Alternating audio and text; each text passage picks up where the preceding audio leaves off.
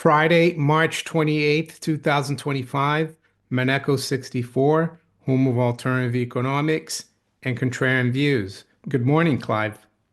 Good morning to you, Mario. We're all happy bunnies, or at least all your listeners and viewers will be, won't they, with the price of gold going to a new all-time record? Yeah, that's right. And silver, even though this morning as we speak, that is not doing too much. But as I spoke to you earlier, if silver closes this week above 34, it will be the highest weekly closing since October 2012. And I think that's very significant. Um, So, Mario, I have a question for you. Since you started being interested in gold, how many all-time highs have you seen, and how many all-time lows have you seen? I I haven't seen any all-time lows, always all-time highs, but I don't know how many I've all-time. been doing this, let's call it more than 50 years. I've seen lots of all-time highs, but I'm still waiting for an all-time low to get in. Yeah, yeah. And well, we're gonna look at gold and silver towards the end of this broadcast, but we want to start today with another topic that there's been a lot of talk about, Clive, and that's to do with von der Leyen's great taking. And Ursula von der Leyen, she's the president of the EU Commission, if I'm not mistaken. Not a very well liked individual, I think, in Europe by the majority of the public. She's unelected, and yeah, she she wants Europeans' savings. That's why I call it a great taking. And before we look at an article that I was sent actually by the guy who wrote it, I've had him on the channel a few times. Just want to ask you what you think about it, what you know about this plan.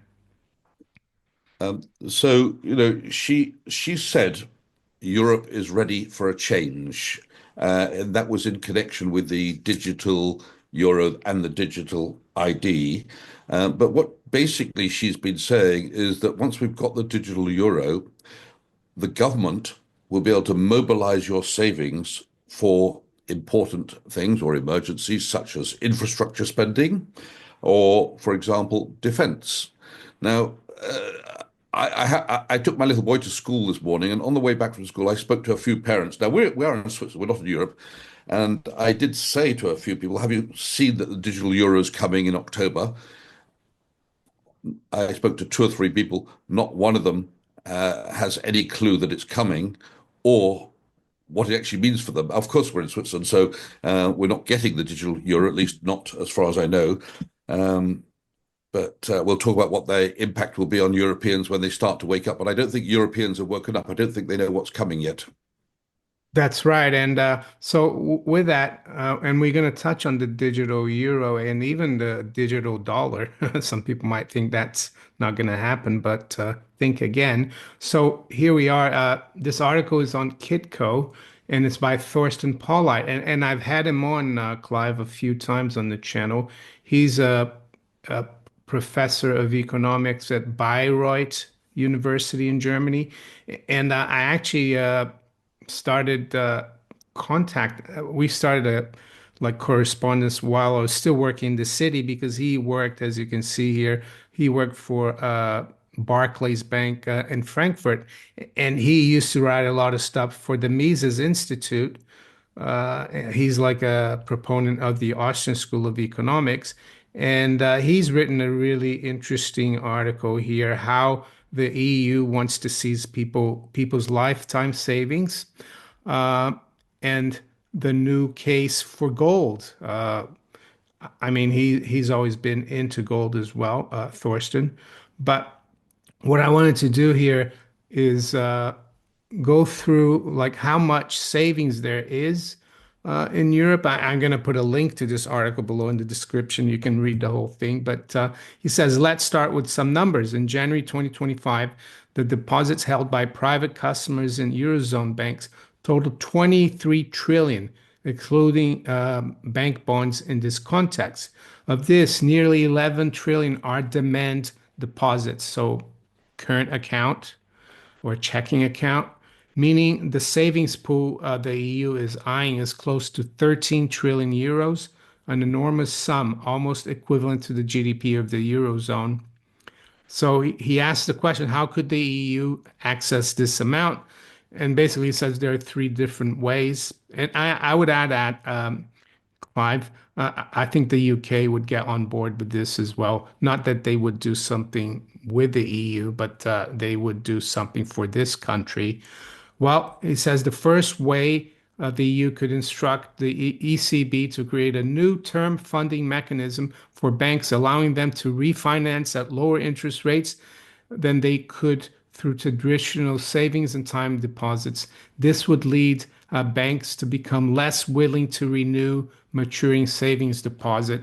So basically, he's saying the ECB would give banks a better deal instead of banks dealing with you know, the general public. And he says once these deposits mature, they would be converted into sight deposits and moved to customers' checking accounts. So these customers would lose the savings or the interest they're getting in their savings accounts. Savers no longer earning interest on their savings deposits might seek alternative investments. Well, there you go. The government and the government comes in now, and they could offer savers government bonds, either directly or through funds investing in government bonds. That's what they want people to go into, the Well, government. we've been through that a few years ago. We had negative interest rates at Yeah. the banks and negative interest rates on European government bonds. And well, I don't know if it had any success, but the point is that it's not without precedent to push negative rates on the customers. It wasn't just my bank which had to pay negative rates on euros. Every bank in Europe was paying negative rates. In other words, you paid the bank to look after your money. So it says here, if savers agree to this offer, they would no longer be creditors to the bank, but instead creditors to EU member states. This will allow government to mobilize people's savings to use for infrastructure, defense, and other government spend. They also talk about spending for climate, which we know is a bit of a but he says it's important to note that savings deposits, which previously served as a refinancing instrument for banks' lending activities, would essentially be converted into cash and available for additional demand. This would increase M1 and potentially drive inflation. There you go. The second one, the EU could force banks to invest certain percentage of their loan portfolios into government bonds rather than lending to businesses, home builders, and other entities. So, yeah, this would crowd out the economy, as he says. And the third way, EU would resort to forcing savers to invest their savings or part of it in government bonds, referred to as compulsory government bonds. Germans have experienced similar measures before during the Weimar Republic and under Investment Aid Acts of 1952. Yeah. So, Well, there's a fourth way, Mario, yeah, and that's to do what's called a bail-in, which is what happened in Cyprus in the European Union 10 years ago or thereabouts, where basically we say everyone who's got a deposit, the more you've got, the higher the percentage is taken off you. And the reason they did that was the emergency relating to the banking system. So basically, everybody who had a deposit in Cyprus, and we mustn't forget there were a lot of Russians who decided to put deposit money in Cyprus. Everyone, even the man in the street who had money in the bank account in Cyprus, suddenly found that half of his money or some of his money was taken, and they closed the banks. You couldn't get out of an ATM. You were yeah, stuck. yeah. So this is he concludes here. Those who hold physical gold are, on the other hand, protected from the euro inflation created by ECB. Above all, however, gold can be stored outside the euro banking sector, meaning it is beyond the state's reach, and in this way provides much better protection against expropriation than euro bank deposits. Yeah, and talking about expropriation, it's always possible they might come after your gold. And Clive, that's why I want to emphasize that you need to look at Dirty Men Safe. I mean, that's a way. I mean, I'm not saying you put all your stuff in there, but it's one of the ways to keep your valuables hidden. And if you want to find out more about Dirty Men Safe, they ship to Europe as well. There's a link below in the description of all my videos. So, Yeah, this is concerning, but and like you said, very few people probably, even in the Eurozone, probably haven't heard of this, and they don't know the uh, the repercussions of this, that they could actually be taking your savings or forcing you to lend to the government. And I agree with Thorsten. One of the good ways to not do it is to get out of the system through physical gold. Clive, I wanted to move over to the digital euro, CBDC, because it's a topic we've covered many times. The first time we spoke about CBDC, and recently, President of the ECB, Lagarde, said they're going to launch it in October. But I've looked, and uh, I don't think it's as clear cut as that. That they're trying to launch it in October. I think there's still a lot of technical work involved by third parties in developing the mechanisms. But yeah, and she says it's going to be I think a tool or something of sovereignty, but I think it's more something, an instrument of sovereignty for the ECB, not for the general public. So could you give us your opinion on it? So, that, from what I understand, based on what Christine Lagarde has said, the digital euro, or the central bank digital currency, as it's more colloquial known, is coming, and the launch date, according to Christine Lagarde, is planned for October.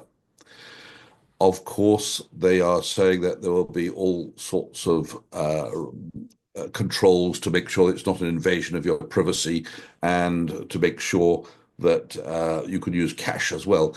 But the reality here is that every transaction will be capable of being monitored and most likely will if it's a large transaction. So it brings into my mind concerns about surveillance and privacy. And if we look at the potential controls which could be put on a digital currency, and probably won't be on day one, but I fear that they'll come up gradually, one by one over time. We're talking about potential restrictions on your travel if your social credit score is not high enough. You can imagine, for example, that you have done something which isn't to the liking of the government. Let's say you've written something on social media that they don't like. Well, you might find that, and I think you're going to find that your digital wallet is linked to your digital ID, i.e., your passports, only one digital wallet per person. And in that respect, they can literally cut everything off from you. They can cut off your ISP, your internet service provider. So suddenly you find you can't post on social media anymore. You can't get the internet. You can't book a plane ticket. You can't do anything. You can't even bank online. These are all possibilities. And there's no suggestion at this point that they will come into force. But I think the reality is once the government has got this sort of control over your wallet, which will be linked to your ID, uh, there's all kinds of possibilities which will gradually creep in. So it's a dangerous path, I think. It's an untested technology. We don't know what the hacking risk is. Hacking of individuals, but more importantly, hacking of the entire system. At the moment, your danger is maybe a bank here gets hacked or a bank over there gets hacked. But if you're on the central bank digital currency, it's an all or nothing. Either it's hacked and the whole thing goes down and nobody can spend any money and suddenly the whole thing's in chaos, or it's not. Now, what guarantees are they going to give us that they can't be hacked? There's a risk, of course, to the banking system with this new digital wallet because everybody will now link to the same thing. What they're planning to do is have retail CBDCs or retail digital euros and wholesale digital euros. The wholesale digital euros will be used for large transactions, mainly by corporations. But I'm not sure whether crossover, how they distinguish between what's large and small, or if individuals qualify as wholesale as well, in some circumstances. But I think the danger is the more you've got, the higher the risk. that they can help themselves to your money and control what you do, and especially on large transactions. So I think it's a dangerous path to go down. Whilst we've got lots of assurances on day one that this is not going to happen, realistic speaking, we're getting weakened property rights, and I have no worries for myself, but of course I've got to worry about my children and eventually my grandchildren, what it's going to mean for them.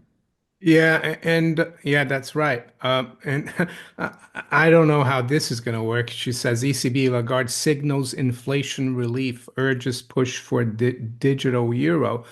I don't understand how a digital euro could stop inflation.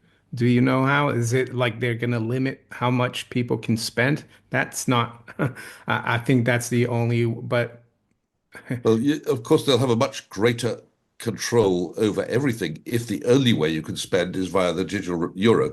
I mean, at the moment, if you have a pile of cash in your safety deposit box and you think that prices are rising too far, they might stop you doing what you're doing, using a credit card or God knows what. But there's nothing to stop you taking your cash down to the farmer and buying your produce. But if you can only use a digital currency, they can limit how much meat you buy every week or how much butter you buy or whatever it happens to be. So, in doing that, they can, in some way, shape, or form, control how much you spend.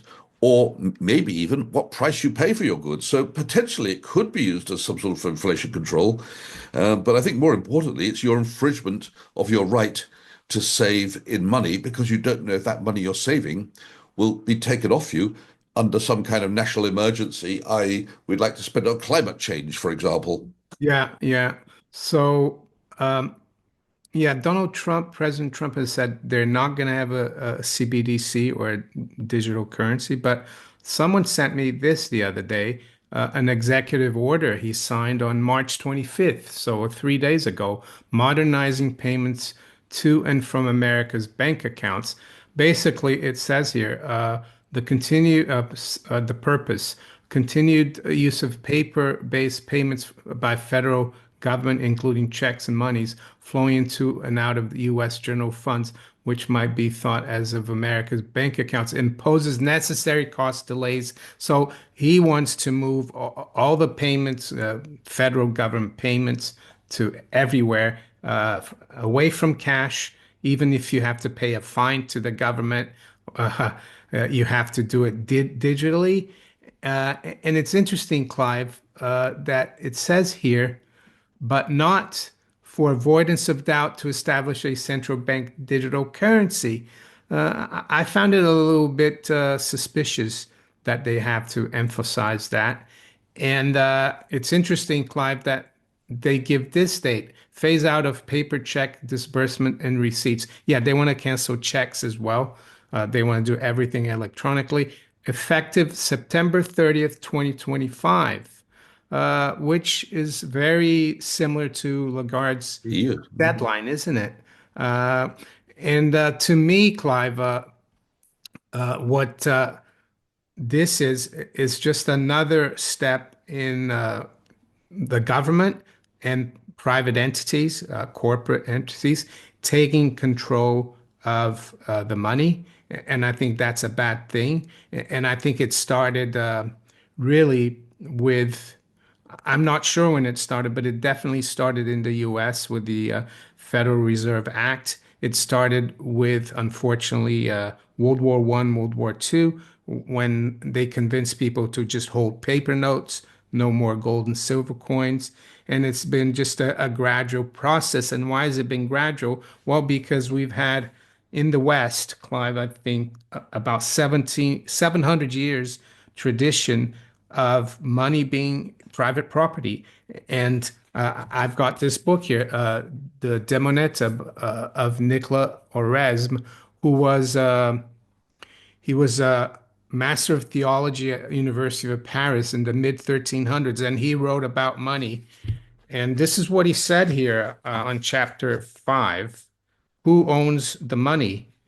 And it says, although it is the duty of the prince or government to put his stamp on the money for common good, he's not the lord or owner of the money current in his principality. For money is a balancing instrument for exchange of natural wealth. It is therefore the property of those who possess such wealth. For if a man gives bread, and so on. Basically, he's saying it's something private. It's like your property. And now they're going to destroy that. And I think it's really worrying because that means what made the West, I think, one of the greatest civilizations we've seen, at least in the last couple of thousand years. That's good. All the ingredients are going to go out the door because privacy, private property is a key to it. And I think the digital dollar is coming, and of course they're not going to call it a central bank digital currency, even though it is. But I think it's definitely coming. Um, I haven't looked into it enough to give you the details of that, but I've heard a few things about it which make me think it's on its way. Just going to come back to the digital euro or the central bank digital currency we'll have in Europe. I think a lot of Europeans, almost all of them, have not really woken up to the implications. But I can imagine that as people who've got some real savings in Europe, and I'm not talking about the average Joe who's got can't rub two farthings together, and that's most people, but there'll be people with quite a bit of savings, and they're going to be quite worried about these potential controls over their ability to deploy their savings, their euro savings, their cash savings in the way they want.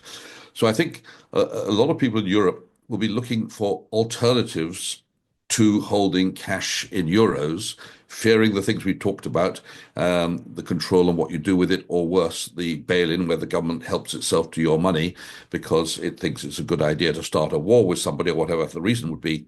So I rather think that, first of all, alternatives to cash will be start to rise in price. And it's funny that the gold price kind of took off last week, just at the same time as they announced the digital euros coming in October.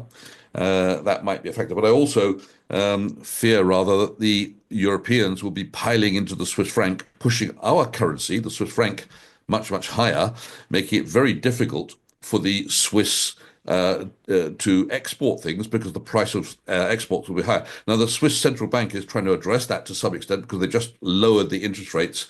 Effectively, it's down to 0.25%, but to all intents and purposes, it means it's zero. So they're trying to discourage foreigners from putting money into Swiss francs.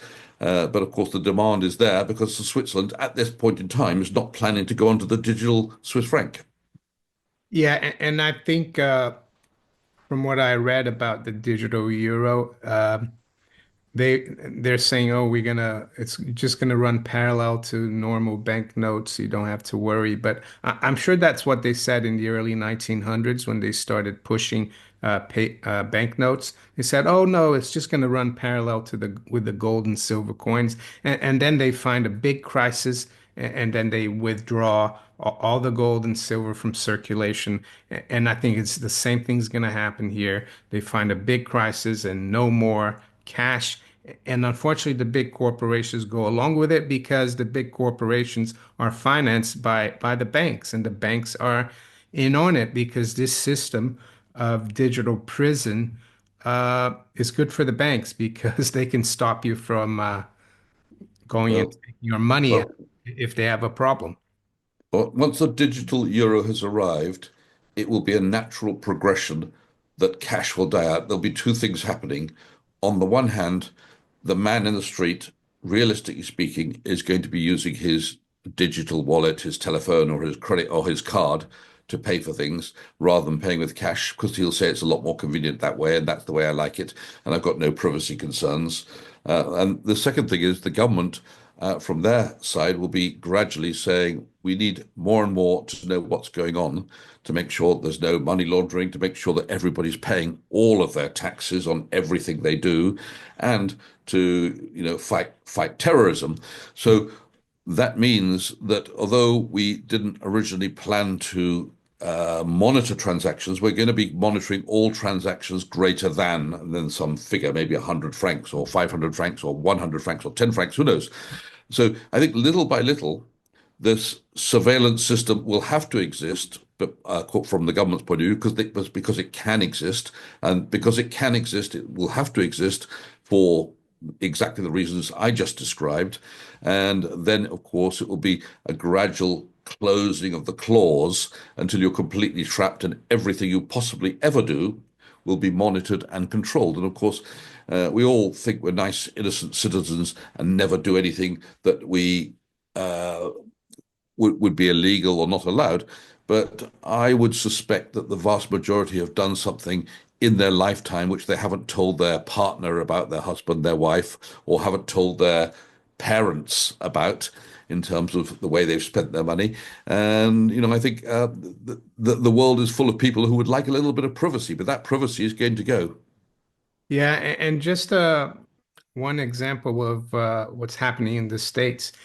And it's strange, Clive, because I went to the States in January. I hadn't been there in years, but I went to see Andy Schechtman. He invited me to stay there, play golf.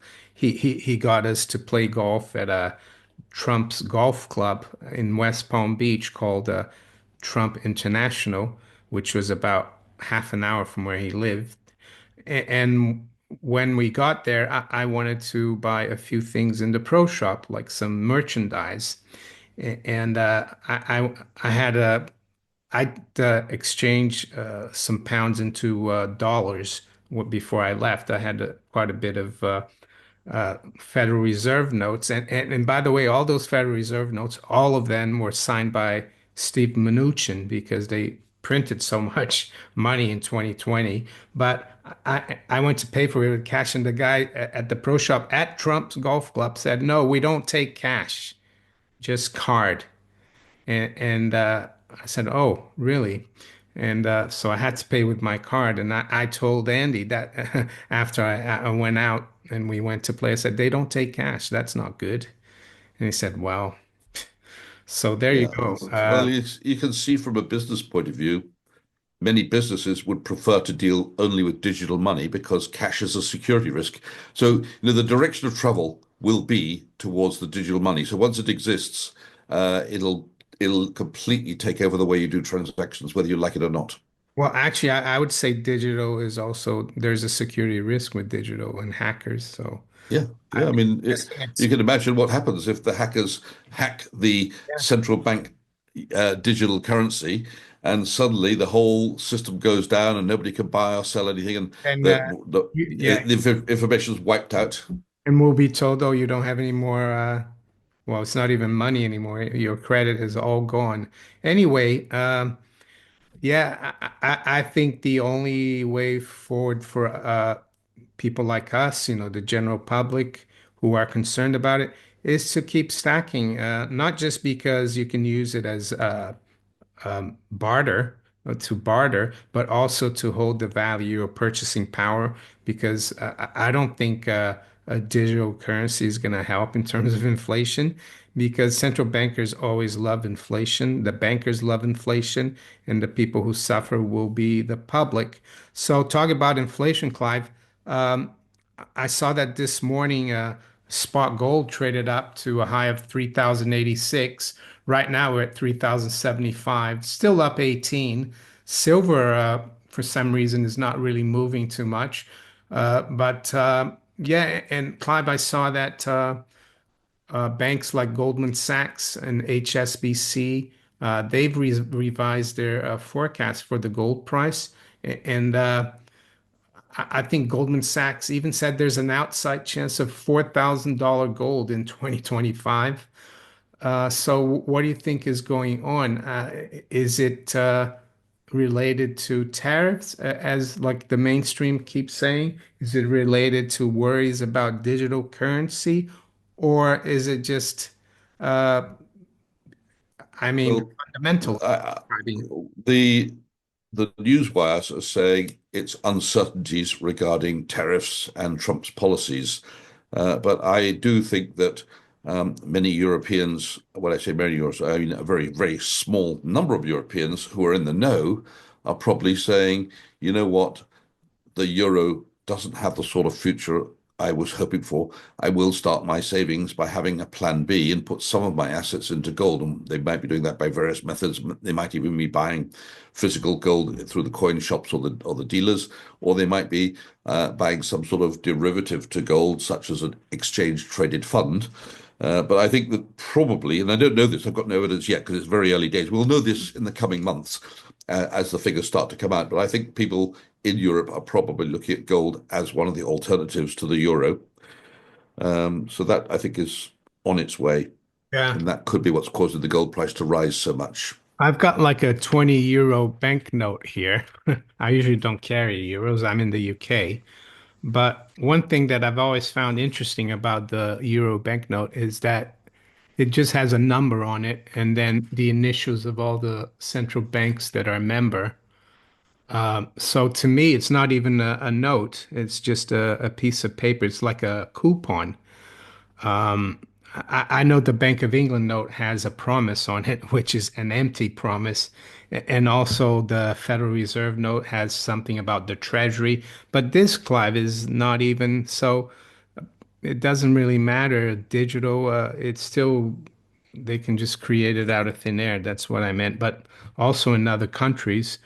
And the other thing, Clive, about gold, I wanted to, because I've been looking at this chart ever since gold is broken out of a really long-term trend line. And it's a scary chart. You've probably seen this. This is a value of one gold mark in paper marks from 1918 to 1923. And if you look at the chart of gold, and I'll bring it up. It looks very similar from like 1997 till now. So it's a fractal of this chart. And this to me looks like, the what gold did from, let's say, 2011 to 2023, 2024, and then it took off right above 2100. And that's why I'm concerned for everything really. Not for gold, of course, because gold I think is going to be a good thing to have. But this is telling me we are on track for very high inflation, if not hyperinflation.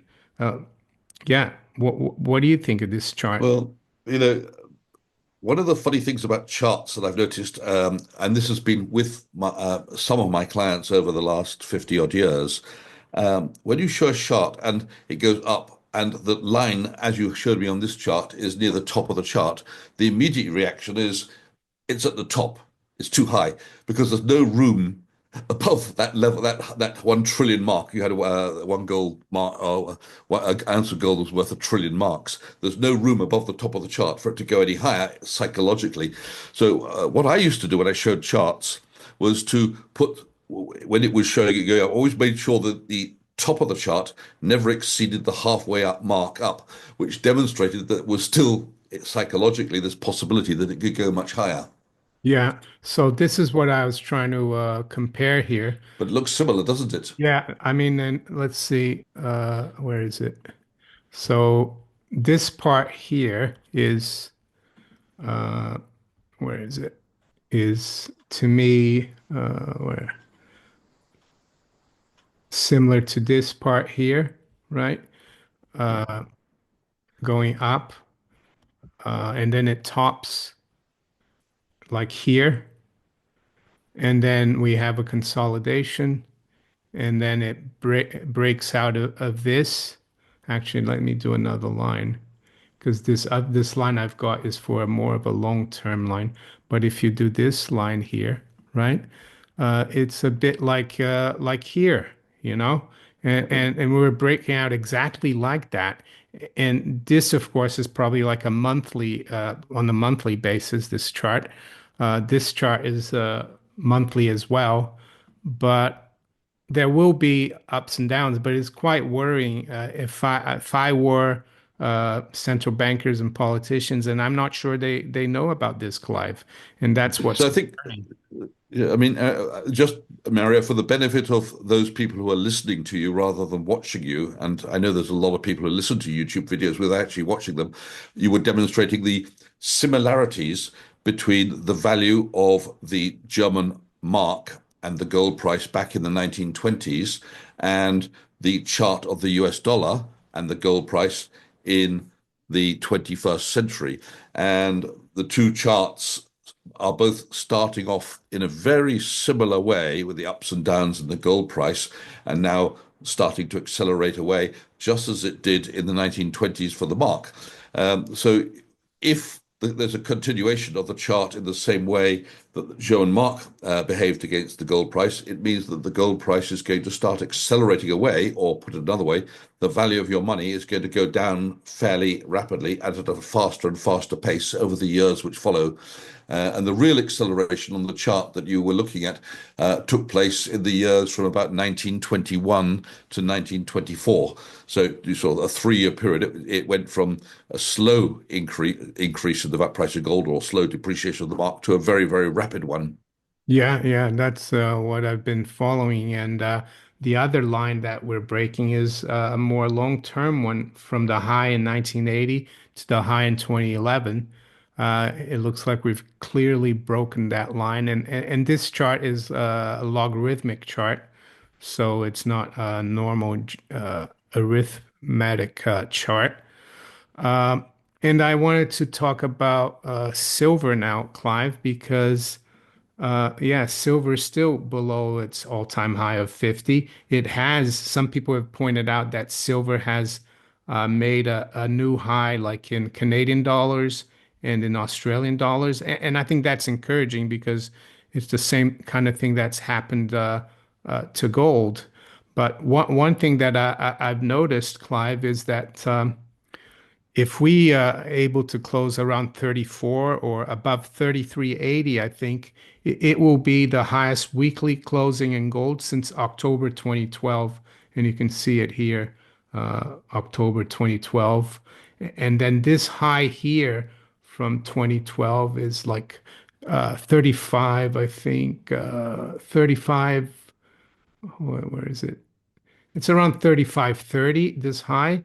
So I think if we can get through 35.30, we could go very quickly towards 50. How do you see silver? I've had a few people, which is more than a lot, more than usual, write to me about the silver price in the last week or so. So I've noticed an uptick in interest, at least people writing to me on LinkedIn to say they've spotted something related to silver, people asking about buying shares of silver mining companies. People doing comparison with the silver price against Ethereum. Notice people sending me silver price against dollar and sending me chart patterns and asking what I think. So there's been an increase in, I think, in the silver price over the last week. To my mind, it hasn't yet demonstratively broken out. So I'm on the fence a little bit, but I think if it does move another dollar or two higher, we're on a path to a much, much higher price, sort of moving above $40. So I'm not sure exactly where I become convinced, but it's obviously going to be above $34 and probably above $35. And then if I see $35, I'll be saying it's on its way to above 40 as our next stop. So yeah, I feel it's sort of on the cusp. It's about to break out, but you can't say 100% sure yet. I agree with you, 35. Yeah, if we can go above 35 and stay there, it's very bullish. And okay, Clive, we're a little earlier today, and Clive, thank you, Clive, for making it a bit earlier. And I'd like to wish you, Clive, a great weekend and also the viewers. And we'll talk to you later. Thanks. Bye bye, Mario. Bye.